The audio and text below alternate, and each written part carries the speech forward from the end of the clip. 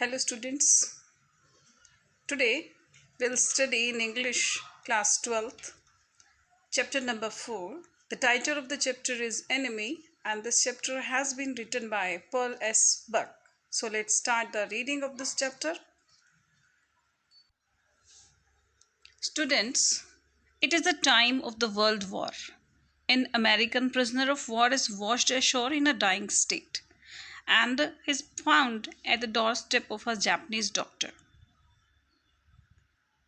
जब ये कहानी घटित होती है, एक विश्व युद्ध का ये समय है और अमेरिकी युद्ध का कैदी बिल्कुल मरने की स्थिति में है और समुद्र के किनारे से बह करके वो आ चुका था और एक जापानी डॉक्टर के घर के सामने वो पहुंच चुका था.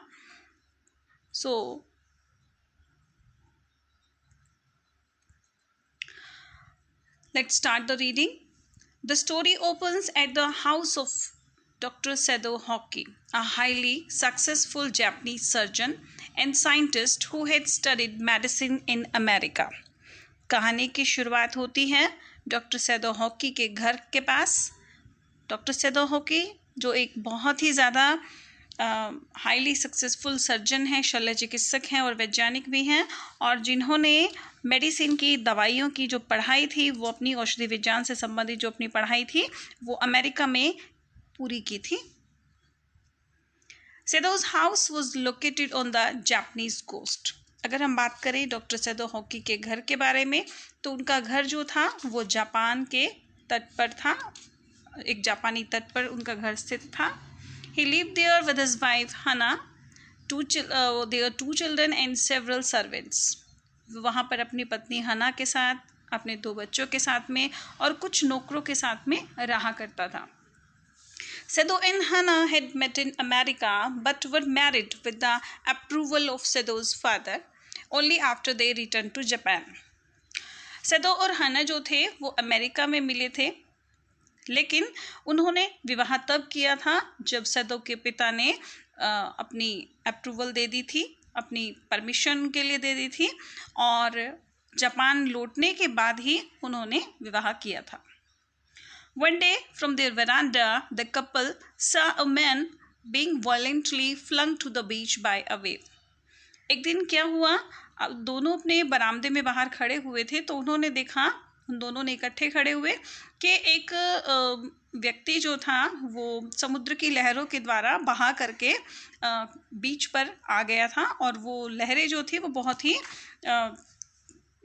उग्र रूप से बह रही थी. They rushed down to help him, afraid that he might be a fisherman in trouble. वे जल्दी से उसकी मदद करने के लिए दौड़ पड़े और उन लोगों को डर था कि हो सकता है कि शायद ये कोई मछुआरा हो जो कि किसी मुसीबत में था. In fact, he was an American, a prisoner of war who had escaped. वास्तव में कौन था वो एक अमेरिकी था जो कि युद्ध का एक कैदी था और वो बच करके निकला था, मतलब बच गया था. Sedo noticed that the man had a bullet wound and was bleeding profusely.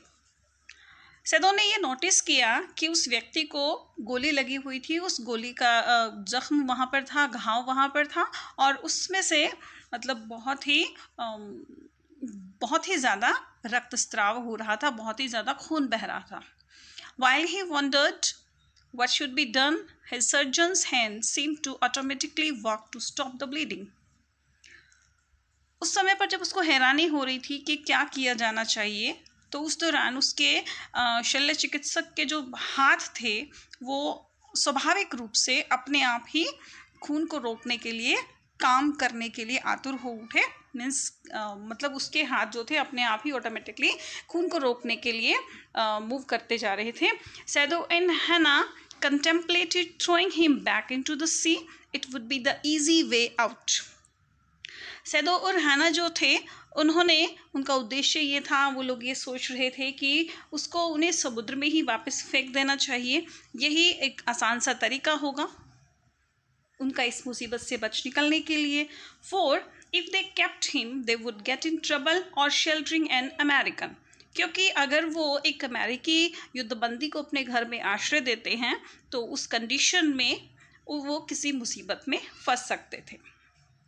But they had handed him to police, he would eventually die. और अगर वे उसको पुलिस को सौंप देते तो आखिरकार वो निश्चित रूप से वो आखिर में मर ही जाएगा। Seeing his state, neither Sedo or Hannah had the heart to hand him over. Eventually, they carried the man into their house. उस व्यक्ति की स्थिति को देखते हुए ना तो सेदो और न ही हाना, मतलब उनका दिल नहीं किया कि वो उसको पुलिस को हैंड ओवर करें। Eventually they carried the man into their house. आखिरकार क्या हुआ, वे दोनों उस व्यक्ति को अपने घर के अंदर लेकर के गए। Once inside, Sedo took a closer look and realized that the man needed to be operated on. अब एक बार फिर जब वो अंदर गए और सेदो ने बहुत ज़्यादा नज़दीक से उस व्यक्ति को देखा तो उसको महसूस हुआ कि उस व्यक्ति को ऑपरेशन की ज़रूरत थी, मीन्स उसका ऑपरेशन किया जाना बहुत ही ज़रूरी था। Again they were conflicted, why operate and save a white man their enemy.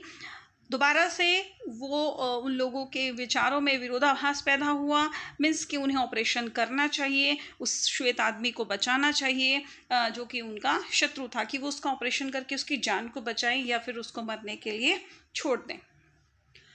As they mulled over this, they decided to get the man cleaned first. अब जब वो ये सब कुछ सोचे जा रहे थे तो उन्होंने फैसला किया कि पहले उस व्यक्ति को साफ़ किया जाना चाहिए, मीन्स जिस तरह से वो गंदा हुआ पड़ा था कि उसको साफ़ किया जाना चाहिए। Sado left the room and Hana ordered one of the servants to wash the man.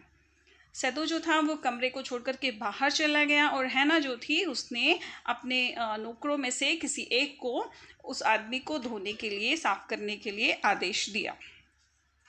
The servant however refuse to wash a white man. हालांकि जो नौकर था या थी जिसने उस श्वेत आदमी को धोने से मना कर दिया।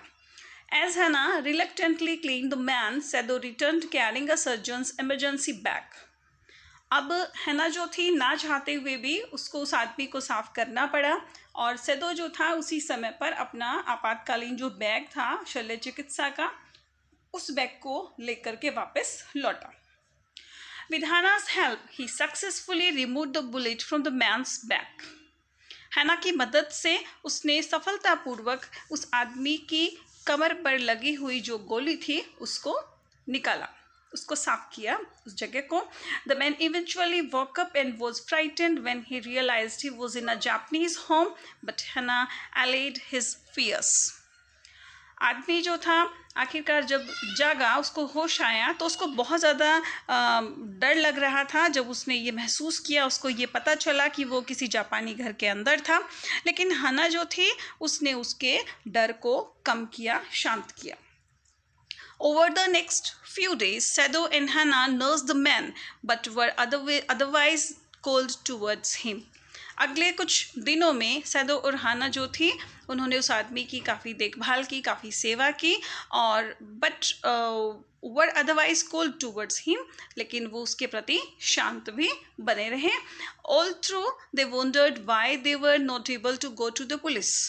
और इसी दौरान उन लोगों को हैरानी हो रही थी कि वो लोग why they were not able to go to the police, कि वो पुलिस के पास जाने के योग्य क्यों नहीं थे, मीन्स ऐसा क्या हो रहा था कि वो पुलिस के पास नहीं जा पा रहे थे। Their servants became increasingly worried about Sado not informing the police about the American. और साथ साथ में उनके घर के जो नौकर थे उन लोगों की चिंता भी जो थी वो बढ़ती चली गई थी सैदो के बारे में कि वो उस अमेरिकी से संबंधित जो जानकारी है, जो सूचना है, वो पुलिस को क्यों नहीं दे रहा था। तो वो लोग भी साथ साथ वरीड हुए जा रहे थे। After 7 days, they left the house in protest. Hannah and Sedo bore this stoically. 7 दिनों के बाद जो नौकर थे उन्होंने विरोध में घर छोड़ दिया, मीन्स वो घर से चले गए। हैना और सैदो जो थे उन्होंने जो जैसा हो रहा था उसको होने दिया, मीन्स उन्होंने किसी भी तरह का कोई इंटरफेरेंस नहीं किया। That day Sado was summoned to attend the old ill Japanese army general. और उसी दिन सैदो जो था उसको बुलावा भेजा गया राज दरबार से, जो बूढ़ा जो जापानी आर्मी का जो जनरल था उसके द्वारा सैनिक भेजा गया और उसको बुलाया गया उसके ट्रीटमेंट के लिए। Saido decided to come clean with the general and told him about the soldier. Saido ने फैसला किया था कि वो जनरल को बिल्कुल साफ साफ सब कुछ बता देगा और उस सिपाही के बारे में भी वो उसको सब कुछ बता देगा. The general could not allow Sado the best surgeon in Japan to be arrested. अब जनरल जो था वो नहीं चाहता था कि सैदो जो जापान का सबसे अच्छा सर्जन था कि वो अरेस्ट हो, उसको गिरफ्तार किया जाए. वो ऐसा नहीं चाहता था. So he offered to send assassins to kill the white man and dispose of the body. इसलिए उसने पेशकश की, सैदो को उसने पेशकश की कि वो अपने हथियारों को भेज देगा और वो हथियारें आकर के सफ़ेद आदमी को मार देंगे, श्वेत आदमी को मार देंगे और बॉडी को भी वो डिस्पोज कर देंगे. Saido agreed to the plan. He waited for 3 nights for the assassins but no one came. Sado general के प्लान से सहमत भी हुआ. उसने 3 दिन तक 3 रातों तक उसने हथियारों की प्रतीक्षा की, लेकिन कोई भी नहीं आया. Finally on the 4th day Sado decided not to take any further risk. और आखिरकार चौथे दिन सैदो ने फैसला किया कि वो आगे कोई जोखिम नहीं उठाना चाहता. He told the young soldier, who had regained strength by then, to take his boat and row to a little island of the coast. और आखिरकार उसने क्या किया, जो युवा सिपाही था, जो सिपाही अपनी ताकत अब प्राप्त कर चुका था, तो उसके लिए उसने एक बोट की अरेंजमेंट की और जो छोटा सा जो द्वीप था उसके कोस्ट पर जाने की उसने अरेंजमेंट उसके लिए की. From there the man could escape on a courier fishing boat. वहाँ से जो आदमी था उसको सैदो ने चेतावनी दी थी कि वो जो कोरियाई जो मछली पकड़ने वाली जो नौका है उसकी वहाँ पर वेट करे और वहाँ से बच निकलने की वो कोशिश करे. द यंग मैन वो reluctant to leave but he left that night and was never see again. जो आदमी था वो उस रात को वहीं पर ही वॉज रिलक्टेंट टू लीव, वो भी जाने के लिए दृढ़ निश्चयी था, वो भी जाना चाहता था. But he left that night, लेकिन वो उसी रात वहाँ से चला गया, ना चाहते हुए वो वहाँ से चला गया, लेकिन उसको दोबारा से कभी भी नहीं देखा गया. A week later after the general recover from a surgery Sado informed him that the prisoner had escaped. और एक हफ्ते के बाद जब जनरल अपनी सर्जरी जब उसकी की गई थी सैदो के द्वारा, तो वो बिल्कुल ठीक हो चुका था. तो सैदो ने उसको सूचित किया, उसको जानकारी दी कि जो कैदी था वो अब भाग चुका था, बचकर के निकल चुका था. Afraid of being suspected of treason he pleaded with Sado to keep the lapse a secret. Sado agreed happily. और इस बात से डर करके कि कहीं राजद्रोह का आरोप उनके ऊपर न लग जाए, तो उसने सैदो से कहा कि वो अपनी इस कमी को छुपा करके रखें, इसको गुप्त बनाए रखें, मीन्स इस बात को किसी और के आगे लीक ना करें. और सैदो जो था वो खुशी खुशी उसकी बात से सहमत हो गया. That night Sado found himself reflecting on his life in America and the Americans he had met. सो उस रात को जब सैदो जो था अपने घर के बरामदे में खड़ा रहा, समुद्र को जब वो देखता रहा, तो उसके दिमाग में कुछ पुराने से अमेरिकी लोगों के कुछ चेहरे उसके दिमाग में आए. और जिन जिन लोगों से वो अमेरिका में मिला था, he had hating being the Americans prejudice. Americans के बारे में जो उसकी अवधारणाएं थी पुरानी, जो अमेरिकी लोग जो थे वो पूर्व धारणाओं से ग्रस्त थे, तो वो उसके लिए बहुत एक ज़्यादा कटु अनुभव था. उस चीज़ से उसको बहुत ज़्यादा घृणा होती थी. He could not feel thankful even to his American landlady who had taken care of him when he had influenza. तो जब वो इन सब लोगों के बारे में सोच रहा था, तो इसी दौरान उसको अपनी अमेरिकन जो लैंडलेडी थी, जो मालकिन थी, मकान मालकिन, उसकी भी उसको याद आई. और लेकिन उस मकान मालकिन ने जब उसको इन्फ्लुएंजा हो गया था, उसके प्रति भी उसने आभार होने का प्रयत्न उसने किया था, लेकिन आखिरी साल में इन्फ्लुएंजा से जब वो पीड़ित हुआ था तो उसने उसकी काफ़ी सेवा भी की थी, लेकिन उसके प्रति आभार प्रकट करना मतलब कृपालु होने पे भी कम घृणित नहीं लग रहा था उसको वो चीज़. Then he remembered the young soldier and pondered on his inability to kill the young white man. और फिर उसके बाद याद आया उसको अपने आप उस कैदी का जो युवा सा, परेशान सा था, थका हुआ सा था, उसका चेहरा उसको याद आया, जो गोरा था, थोड़ा सा विकसित भी था. तो वो सब चीज़ें उसके दिमाग में घूमने लगी और उसको हैरानी हो रही थी कि कितनी अजीब बात थी कि मैं उस व्यक्ति को क्यों नहीं मार पाया.